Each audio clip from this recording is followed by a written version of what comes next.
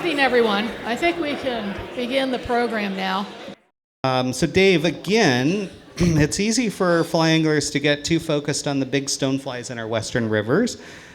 So for you to talk about the lesser known or smaller overlooked stoneflies that are important around Oregon rivers would be amazing for those of us who know there's a secret hiding in this answer. It can unlock some better fishing for all of us from time to time. There might be one. I might even know it. Well, when the big stoneflies are around, it's never a mistake to focus on them.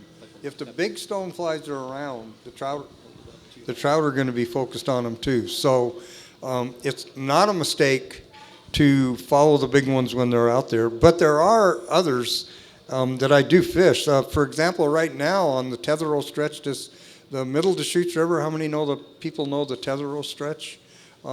I would suspect right now that the little brown stones are hatching over there at this time of year. And the one thing I want to say about the little brown stones when they're hatching, this is the stretch that has kind of reed edges. And you have flowing currents down the middle, and quite often you have big brown trout working right along those reed edges on these little brown stones. What I've found in my experience is that the fish, they don't want an exact imitation. What they're really keying on is the whirring of the wings of the natural as they come out of those reeds and they whir across the water. And you want to imitate that whirring of wings, and you do that with a palmered fly. And my favorite fly for these is just hackle almost with a little bit of a post in it so I can see it. And then I cut the hackle off the bottom. And then it just looks like a natural whirring across the water. So that might be the secret on the little brown stones. I haven't really encountered them important in a lot of other places. But I think right now on the Tetherrow stretch, they're probably hatching. Yeah. So that might be something to look at. So the little Yellowstone is one that's really ubiquitous. It's all over, and you'll run into it almost everywhere. I've run into it on the Willamette a lot, on the Owyhee, and of course in other states that have them too. But the one thing, and they're a summer insect, so they're a little bit later than this, but the one thing I want to point out is that these things, they crawl out to emerge just like the big ones do, but they go out and they lay their eggs, and you'll see them out there in the water, and it looks like they're emerging.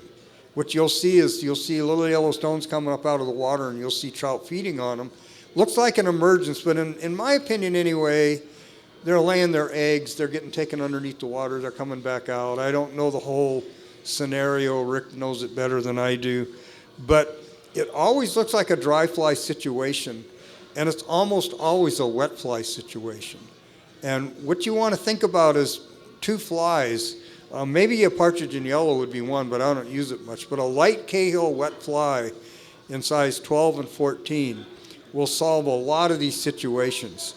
And the other one that I use is the Tups nymph, and the Tups nymph comes out of Hiding Ring and Leisenring and Heidi's book, The Art of Tying the Wet Fly. And it's a nymph, but it's fished like a wet fly. And I have had really good luck with the light Cahill on the Willamette River. I've had really good luck with the Tups nymph on those big brown trout along the edges of the Owyhee River. So those are the two secrets that I might give you, is that the little brown stone, just imitate the whirring of the wings. The little Yellowstone, try a dry fly and see if it'll work, and quite often it obviously will. But if it doesn't, then switch to a wet fly.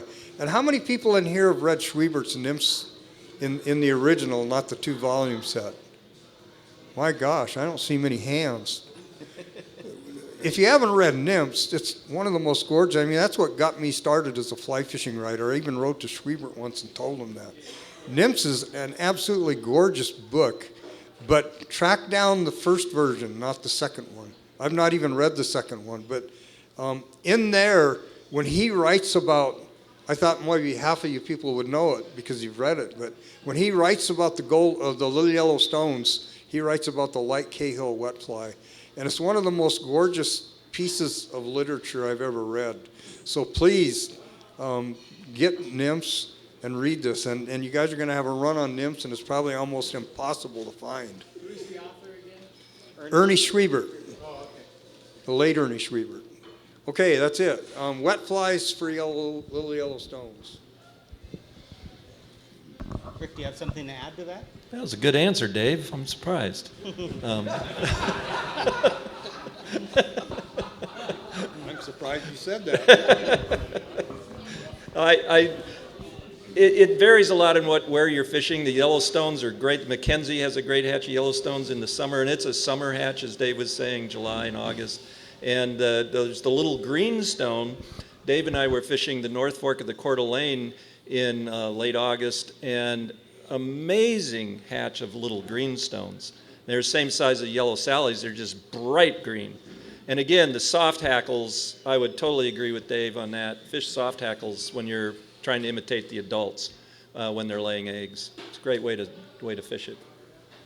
We have some people that came over from the Sisters area, and I'm just going to add to that little greenstone is an amazing hatch on the Metolius in September. There are millions of them in the air for about 3 or 4 weeks, and it's something that the fish will feed very heavily on for a bit. And I've also had nights during heat waves in the middle of summer on the Metolius that the yellow sallies are about all the fish want to eat for a while too. So. And the Metolius has what would be called a yellow sally, but as a bug geek, it's actually not. It's a peltoperlid. And peltoperlid is called the little cockroach stonefly. It's a very abundant. More than any other stream I've been on is on the Metolius, and that's like a late August, September hatch. Cool. Squalla. I didn't mention squalla. Yeah, and squall is out right now. Squalla hatch is right now. Yeah. So there's a lot of other stuff.